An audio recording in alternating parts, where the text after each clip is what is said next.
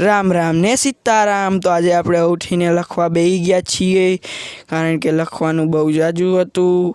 એટલે પછી તમે જોઈ લ્યો છે ને, બધું વેર વિખેર પડ્યું છે। એટલે હું ન તક રોજે રોજનું એક જ દેખાડું, મારો રોજનો ટાઈમ છે લખવાનો આ। એટલે હું છે ને બેસી જાઉં આવા ટાઈમે લખવા સવારે ઉઠીને। તો હવે આપણે પાણી કંઈ છોડવાને પાણી પીવડાવવાનું છે, તો હાલો જઈએ। તો પાણી પીવડાવવાનું છે આપણે ઝાડવાને, કારણ કે આપણો બગીચો બહુ મોટો છે, જોઈ લો। તો પાણી પીવડાવવા હાટું નળી લાંબી કરી દીધી। હવે નળ ખોલીને ભાગવાનું।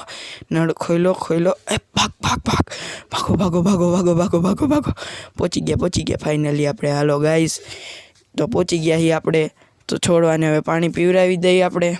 તો આ છે આપણે હવે, તો આ ગુલાબ છે, તો આપણે ગુલાબને પાણી પીવડાવી દઈએ, તુલસીજીને પાણી પીવડાવી દઈએ, બીજા ગુલાબને। તમને એક લોજિક દેખાડું, જો કપાસના છોડવામાં ઉગ્યું ને ગુલાબ, કેમ હે ને બાકી લોજિક ટેકનોલોજી। ના એવું નથી, હું તો મસ્તી કરતો હતો, કારણ કે ગુલાબની ડારી કપાસના છોડ ઉપર આવી ગઈ હતી, એટલે આગળથી જોયું તો એવું લાગે।